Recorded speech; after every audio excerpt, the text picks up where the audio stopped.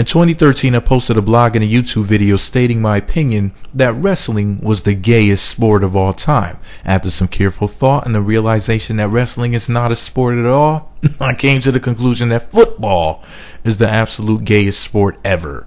But just look at the names of the positions in football: wide receiver and tight end, jammer, punter, and holder. But I digress. Let's begin with the name. Football is a blatant reference to BDSM, bondage and sadomasochism. Football essentially means cock and ball torture. Football, putting your foot to the ball. Now let's discuss the actual game in itself.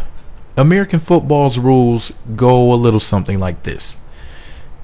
Two teams of muscular, angry men dress up in shoulder pads, tights, spiked heels, eye makeup, shirts with the number of men they fucked, and foreskin helmets. They step onto a large field of grass, stand in a line, bend over in front of each other's faces.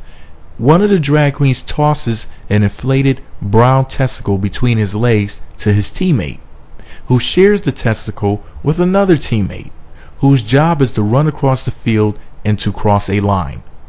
Now, while attempting to cross this line, the drag queen must play hard to get.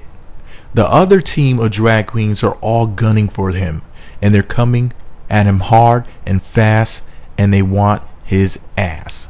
And they want that brown testicle. In fact, they want it in their possession so bad they'll slam him on the ground and lay on top of him in a sky-high pile of testosterone bodies and sweat. Now, if the drag queen is successful in crossing the line, which is symbolic of the vein of a man's penis, once he crosses said line, he has completed a touchdown. The word touchdown was invented by the TSA. It means to touch a person down inside of their pants. Anyway, once the drag queen, football player, gets a touchdown, he then slams the testicle on the ground and starts dancing and posing. Now, while he is dancing and posing, to further impress his teammates after resisting the other team of homosexuals and making it across the line, his own team is so happy and full of gay pride, they repeatedly scream phrases such as, "Yeah, baby," and "That's what I'm talking about," while slapping each other on the butt to celebrate. After all, the football player just earned his team 6 points. 6 points. Now they have the chance to make one other point to increase their score, and of course, to score is to have sex. And gay football is all about men having sex with men. The next act will earn them 1 point, and it's called a field goal. And you receive 1 point for this play because the number 1 is symbolic of the man's penis.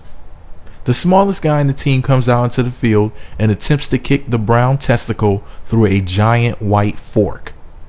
And that's racist. You see, football is all about two teams of gay sex slaves fighting over the rights to feed a slave master a big brown ball for dinner. That's why the teams are full of black guys, which represents the help or the staff that works in the back. And the white man, the quarterback, is the head chef. His job is to make sure you feed master the meat. Now, after hearing or reading this, you will never look at a football game the same again. And you shouldn't. It makes America very gay. You've been warned. As a matter of fact, if you watch football, you're gay too. Happy Super Bowl Sunday 2015, even though it's not Sunday anymore. Anyway, I forgot to add one thing. At the end of the game, all of the drag queen football players strip down butt naked and take showers together. How straight is that? Let me know what you think about it all below. Be sure to subscribe to the Meat Magazine YouTube channel and visit meatmagazine.blogspot.com for more, including you gay people that love football. Meat Magazine, MEET Magazine, not MEAT, you gay pervs. Yes, hetero.